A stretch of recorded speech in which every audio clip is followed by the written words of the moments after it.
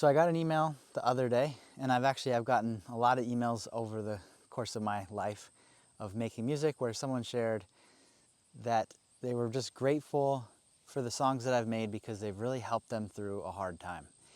And the reason I'm saying this is because actually this is a big thing. This is a big deal to me.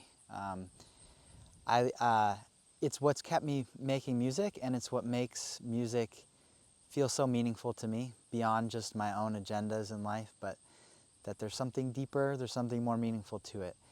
And I actually had a friend not too long ago ask me or talk to me, share with me that, this person was also a songwriter and felt like they tended to write songs that were more, I don't know, depressing in nature, like lyrically just talking about problems and challenges of life, which is, of course, totally fine, but they were feeling like maybe the net kind of message of their music was almost maybe bringing people down. And this person looked to my songs as an example of music that kind of lifts people up, even though I also do talk about challenges and difficulties and things. So that's kind of the overall topic of the video, is how to make music that helps people. And so I thought I'd share my thoughts, a little bit of my perspective on this.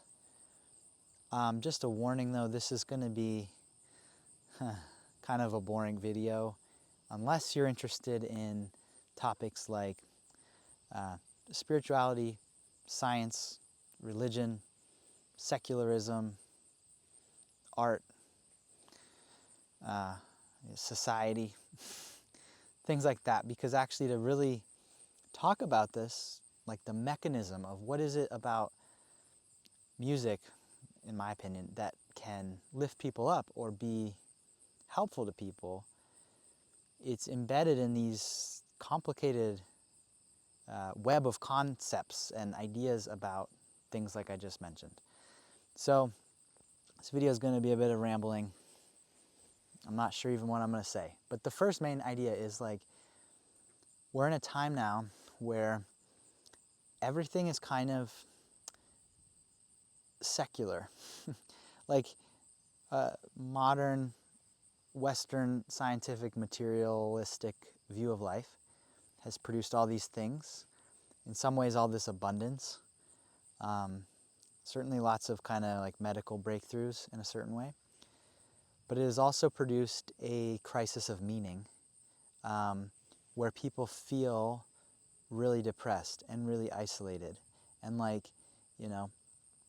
there's no point of life. Like the soul, the spirit of life has been stripped away and turned into a superstition or something, or it's been co-opted in sort of this weird capitalist, like new age spirituality thing, whatever. I'm not going to get into that, but point being, like Western scientific materialism has brought, I think, society, or at least Western culture, to this crisis of meaning that I think we're all feeling and having to grapple with. Like, whoa, what is meaningful? What is the right way to, what's the right thing to do? How should we be? Like, what is this? What should we do? But in this context of like a secular culture, like music is generally a secular thing. So its primary concern is like, like entertainment, or I guess there can be a political dimension too. Some artists articulate a kind of view of society and politics that's can have like a political message and a political direction.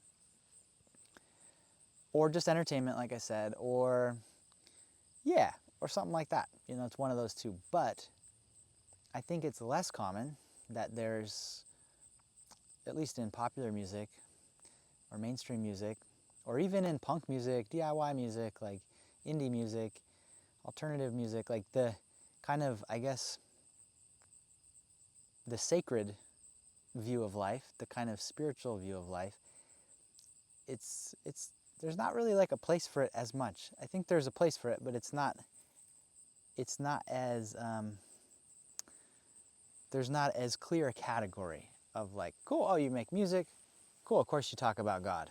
It's like not like that. You know, if you're talking about God, you're weird.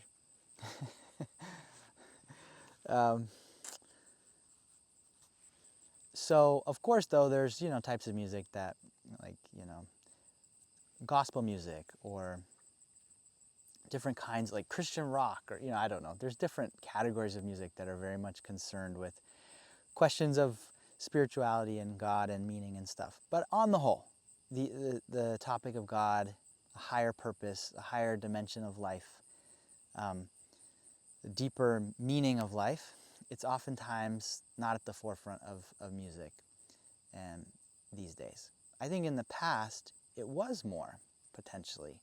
Like, I'm not trying to glorify the past. I think the past is full of things that are maybe not so great. But like, I think in the past, music was, or in other cultures even today, I'm sure, music is really like a sacred thing. Like it's a connecting force to the divine. It's a connecting force to something profound, something deeper within the human soul. And it's celebrated. That dimension of it is celebrated. Or I think in previous points in history, at least in Western history, I think that was more of a direct link or a more celebrated link. Whereas now, if you're talking about spirituality or God, it's kind of like you're kind of like a weirdo, you know? Like the normal kind of musician is going to talk about heartbreak. That's definitely on the table. You can talk about that. You can talk about your mental health struggles. Like that's very normal. It's destigmatized, which I think is good. Like people talking about their mental health troubles. Talk about, politics, which again, I think that's good. Unless you have political views that I think are stupid, in which case I think it's bad. But you know what I'm saying? So like, I see the place for all these things. But to me, the deeper thing, well, I don't know if deeper, it's not even the right word, but to me, the thing is that has been very important in my life and that I believe is what allows my music to speak deeply to some people is that spiritual dimension. So, or the dimension of my life and existence that is really geared towards self-cultivation or transforming myself in a beneficial direction. So going from more confusion, more pain, more anxiety, more more like despair, towards less despair, less anxiety, less confusion. It's a long arc, and from a point of view of, say, a tradition like Buddhism, it's a very long arc. I mean, sentient beings or just living creatures are confused. We're running around trying to find happiness. We're doing things that we think will lead us to happiness, but just the fact that we think it will lead us to happiness isn't in line with the truth of what really does lead us to happiness. So through chasing our impulses and chasing the things that seem like they would help us, the sad truth is, the bitter truth is, that doesn't work. And that in some ways, the more you chase things, especially the wrong things, if you spend your life chasing the wrong things, you will end up more anxious and more dissatisfied than where you started. Not because you didn't want to be happy, but because you were not correct in your assumptions of what would actually lead to the direction you're trying to go, which is to be happier or to be more fulfilled in yourself and more able to benefit people around you and to live a good life, a meaningful life. So it's a long arc, right? From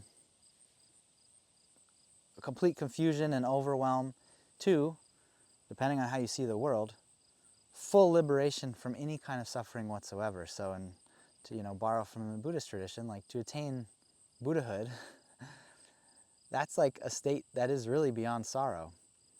And it's a state that's beyond confusion. And it's a state that is infinitely beneficial to others. So that's a very high ideal. I'm not necessarily going to talk a lot about that. Just to give you an example of like,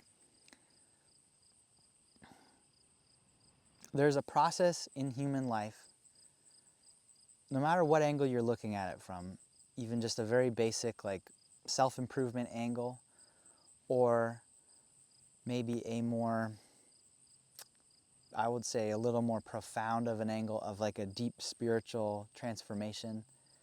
But there's this element to human life.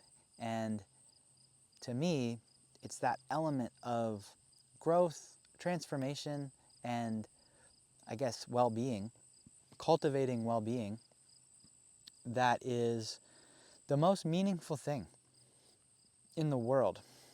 And maybe that sounds overly simplistic, but I think it is the most meaningful thing in the world, is for people to cultivate whatever that means to them, is to cultivate that.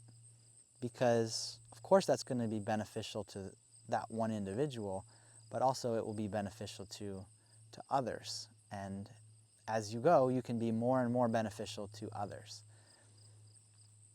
The way that music fits into this is, to me, like, to kind of answer the original question of this video, like, how do you make music that helps people? To me, the only answer is you have to be a person that is helping yourself. Not through chasing your assumptions about what happiness is, just being like, well, happiness would be whatever, you fill in the blanks. Whatever you think will make you happy, that's on the outside, and just chasing that at any cost. Being a dick, being an asshole to anybody to get what you want. Burning people, cutting people down to get what you want. Of course, that's not going to work. But finding a deeper process where it's not so much based on the outside, although of course that's a huge important thing, is getting some like the outer conditions of your life and how you're making a living and your relationships. All those things are so important. But also to be working on who you are. You know, what are you bringing to each situation? What is your, I guess, state of mind? What's your state of body? What's your state of your being? And how, you know, so it's that process, that inner transformation process, the inner cultivation process, that I believe that's what allows people to create art, music, or kind of anything in any sphere that's going to be beneficial to people, and or beneficial in this particular way, which is like, I don't really like the word deeper, but in kind of like a deeper way. So that's definitely been my experience, is that the songs and the times in my life where I've been really more sincere in my efforts around this kind of cultivation process, that the music that I create from that, it has almost like an energetic imprint to it. Like some of it's what I'm saying, I think, some of it's the lyrics and that, but I think some of it's just the feeling that's imbued in the art or the music that I've made. It carries something that people feel, not everybody, definitely not, but that some people feel that it is a friend to them. Like that the music is a friend when they're facing a difficulty, or the music is a a place of relative safety or more safety, more protection, that there's something there that's not through my own effort. It's just through this process that's always deeply collaborative, I feel. You know, that no one is doing this on their own. We're all doing this in relationship to others. And, you know, I've met people that have really helped me, you know. And it's kind of like taking that and then making it your own. And in that process, then you will also be of benefit, of some kind of benefit to other people. That is why I think music is so cool. But it could be applied to anything. I mean, it doesn't have to be music. But just because I'm, you know, this channel is kind of geared a little bit towards music and stuff like that. That's why I'm talking about that. And I think it brings up, the last thing I'm going to say is it brings up an interesting thing, which is if you're like, okay, cool, I'm going to make music, I'm going to be on this kind of self-cultivation journey, and I'm going to make music as well. There's a real interesting thing, which is if you're on a self-cultivation journey and say you find the teachings of Christianity to be really, really moving to you, and then you become, maybe you already are a Christian, and then you're just like, well, you can start writing Christian rock songs, you know? And nothing against Christian rock songs per se, although actually I think there's probably a handful of Christian rock songs I like, but I'm just using Christian rock as a placeholder of like, there's this interesting distinction between music that's created specifically almost like within the language and worldview of a particular tradition, such as Christianity, or, you know, you name it, you name the tradition, where it's like all the terminology, all of the worldview and everything fits really clearly into this, and so it's a Christian rock song. And so it's really for Christians, you know? It's like if you're already Christian, you put on some Christian rock, and you're like, yeah, this is speaking my language. If you're not Christian and you're not interested in, you know, becoming a Christian, you hear a Christian rock song and you're like, this is not for me. This is not created for me. I think there's like, so that's like, you might say religious music, but and then there's like secular music, maybe, like, you know, Heartbreak, nothing to do with God, nothing to do with spirituality, just like normal, just Heartbreak, whatever, secular. But I think there's like this third category, and that's kind of the category that I think I'm talking about more, which is like, it's not necessarily saying the word God even.